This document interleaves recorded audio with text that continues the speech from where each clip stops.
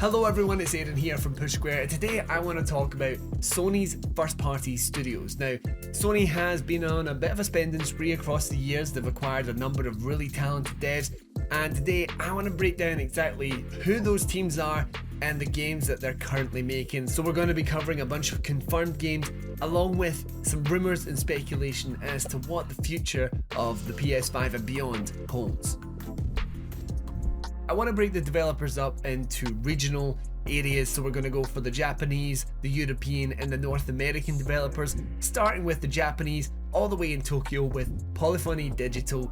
This is a team that's been around since 1998 and they solely develop Gran Turismo games. The team released Gran Turismo 7 in 2022 with the PSVR 2 port arriving in 2023, and as far as we know, the team were just going to continue supporting Gran Turismo 7 for the foreseeable future, presumably with Gran Turismo 8 coming at some point down the line. These games are pretty spaced out, so I wouldn't expect any kind of announcement for a good couple of years at the very least. But, you know, this is a solid series, it sells really well, so I can't see Polyphony Digital going anywhere anytime soon. Next up, also based in Tokyo, this time only established in 2021, we have Team Asobi, previously a part of Japan Studios. This is the team that develops the Astros series, so that's Astro's Playroom, Astrobot Rescue Mission, and the upcoming Astrobot, arriving in September 6 on PS5. This is a far expanded platforming experience over what we got with Astro's Playroom when the PS5 launched. This is going to be around 4 times the size of that. It has over 80 levels, it has over 150 characters to unlock that'll all be inspired by various PlayStation icons. It looks absolutely delightful. You can check out our full preview on the channel, but yeah, this one's coming September 6th and I cannot wait for it. Moving over to Europe, we're going to start out with Firesprite, a team based in Liverpool. They've been around since 2013, and this is a VR developer known for titles like The Persistence and more recently Horizon Call of the Mountain. Now at this point, all we know is that the team is reportedly working on a horror game codenamed Project Heartbreak. Presumably this will be another VR title. I would love to see a new PSVR 2 exclusive. I don't really know if it'll be like a tie-in like Horizon before it. It sure would be nice, the PSVR 2 certainly needs it, but it's good to know that PlayStation still has a team working on VR titles. To stick with the Horizon series, we have Guerrilla Games, based in Amsterdam. They've been around since 2000s, and of course this is the team known for the Killzone series originally, but more recently the Horizon series. They released Horizon Zero Dawn in like 2017, Horizon Forbidden West in 2022, the Burning Shores DLC just last year in 2023. Looking ahead to the near future, we have Lego Horizon Adventures, which is obviously a Lego spin-off tie-in game to the Horizon series. It's a lot more humorous and family friendly. It's been made in collaboration with Studio Gobo. It's launching sometime this holiday season, although we don't have an exact date at the time of recording, but it looks delightful and it looks really nice. And just a point of interest here, it's also launching on the Nintendo Switch, making it presumably the first time we've had a PlayStation exclusive property land over in Nintendo shores. But I'm sure plenty of you will correct me if that's wrong down in the comments below. On top of that, we do know that a Horizon co-op game is coming at some point down the line, and we can only imagine that with the success of the series, Horizon 3 will arrive at some point.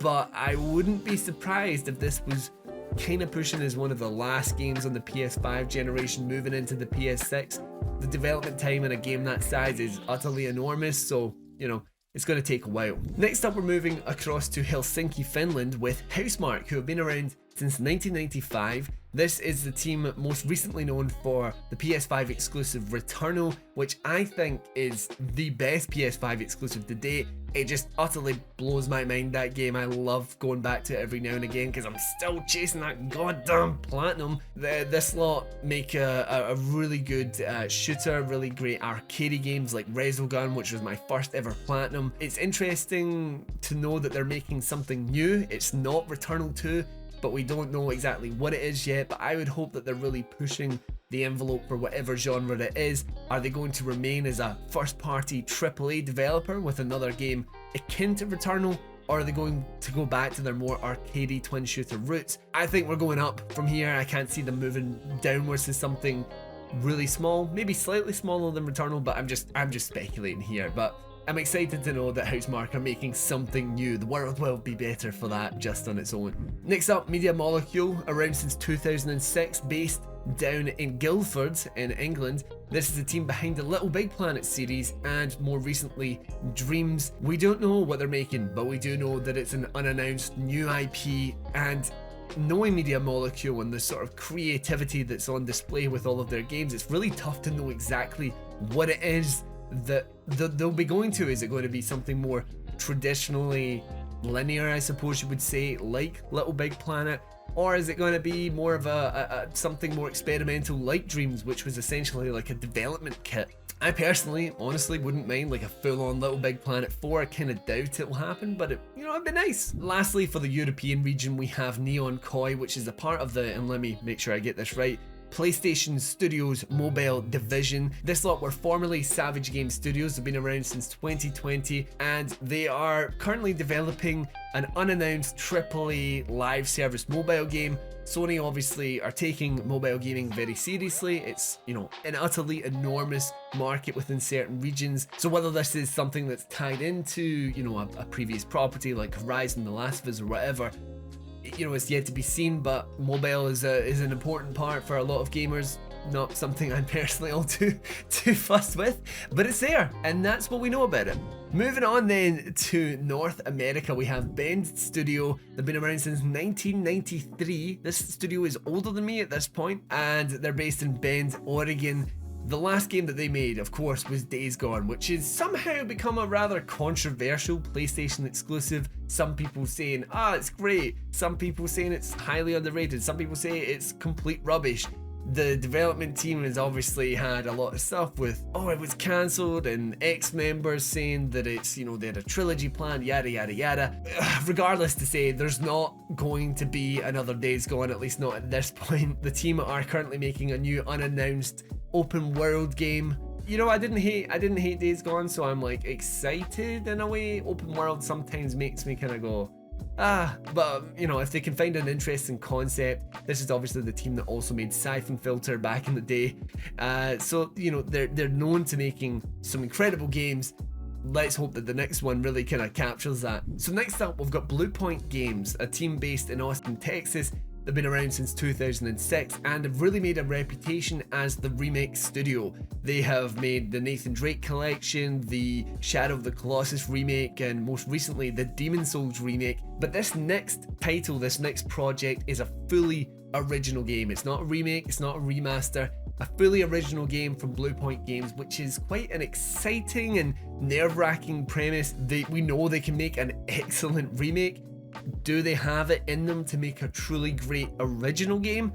I really hope so. I'm really looking forward to see what it is that they're cooking up, and it's exciting that Sony is giving the team the opportunity to actually go out there and make a proper full original game. So next up, we've got Firewalk Studios, a team based in Washington DC. They were founded in 2018 and they're made up of a lot of ex-Bungie, Raven Software and Respawn Entertainment devs. They're releasing their first ever game this year on August 23rd on PS5 and PC, and that very game is Concord. It's become a bit of a controversial title considering its live service leanings. It's the first of Sony's big pushes for live service from a first party title. It's a 5v5 PvP first person shooter with major Guardians of the Galaxy meets Overwatch vibes. I personally am really looking forward to it. From a lot of the hands-on previews, it sounds like the game is a lot of fun. It's doing some ambitious things regarding weekly vignette storylines to keep you invested in the lore. Whether all of that will work out, I'm not quite sure, but I'm excited to try it out, and you can actually try it out pretty soon. There's a beta running in July for those that pre-ordered the game. But yeah, I'm excited for this one. Talking about live service, next up we've got Haven Studios. This is the team headed up by Jade Raymond, who's behind series like Assassin's Creed and Watch Dogs. Now they are currently making Fair Games, which is described as a competitive heist experience. It seems like it will be a PvP extraction shooter, but we've yet to see any actual gameplay at the time of recording. We've only really had a CGI cutscene thing, so Whether this, how this actually formulates is yet to be seen. The team's based in Montreal, Canada, and they've been working on the game since 2020, so here's hoping that that's enough time to cook up something special with their games. Now we're talking about one of the big dogs here. 1994 this team's been around since, so that's 30 years this year. They're based out in California. Insomniac Games. Now this team of course are known for the Ratchet & Clank series, the Spider-Man series. They have become a Goliath of the industry, especially for Sony, with some just solidified hits here, and I honestly don't know how they do it. Since the PlayStation 5 launched, they have released Ratchet & Clank Rift Apart, Miles Morales, and Spider-Man 2, and now we have Marvel's Wolverine to look forward to. Now we're not sure exactly when it's launching, we've not had any official confirmation on when this game is coming. I'm curious to see whether it's as family friendly as what we had in Spider-Man, if you want to call it that. I think a Wolverine game sort of lends itself to a more violent nature, so hopefully Insomniac Games sees it that way. But I'm very excited because they've got such an incredible hit streak at this point, and I think Wolverine could only continue that.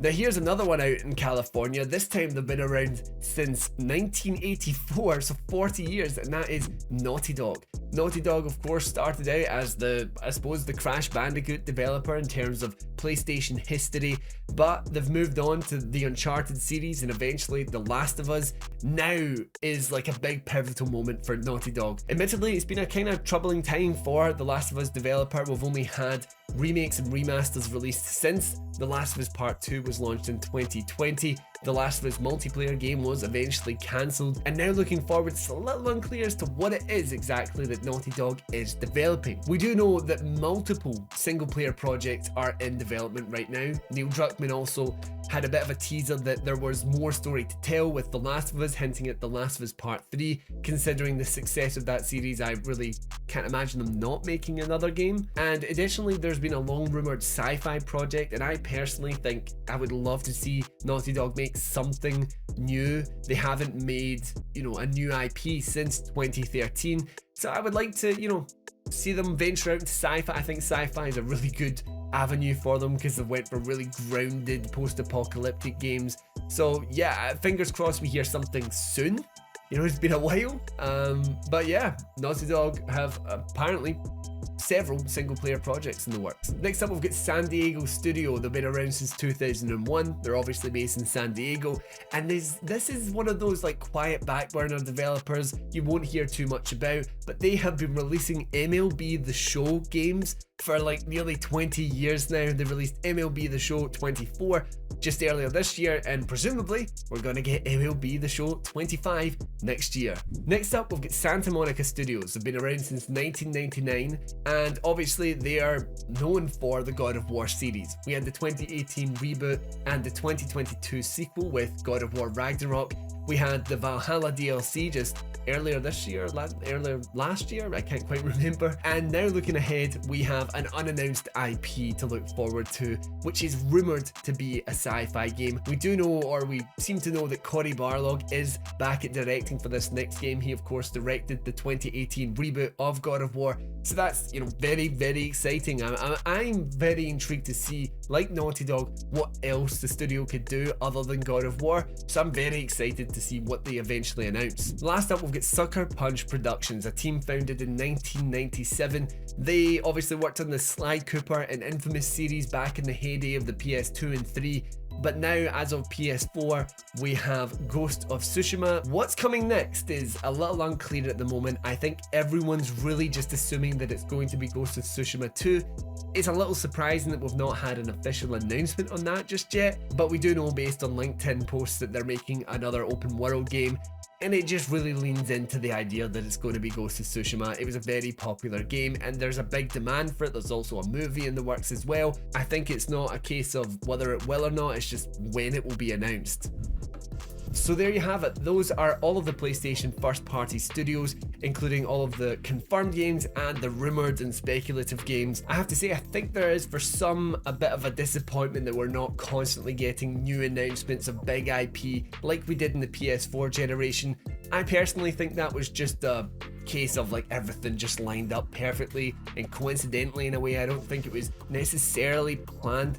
in that way, but development times are longer than ever. COVID obviously impacted things with people having to work from home, so things have been a little bit more staggered, and Sony seems to be approaching things a bit more secretively. They don't want to just announce a game years and years and years in advance like some other studios do, which I have to respect in some way, although I do think that it has a different impact on the community where we're sitting here like, yeah, well, what's next, man? What can we look forward to? Why should we buy a PS5? But it's good to know that we do have some releases in there to look forward to, whether they be this year, next, or even beyond. So anyway, let me know what game you are most excited for down in the comments below, and as always, if you've enjoyed the video, consider leaving a like and even subscribing to the channel for more PlayStation video content just like this. But anyway, until next time, I've been Aaron, and this has been Push Square.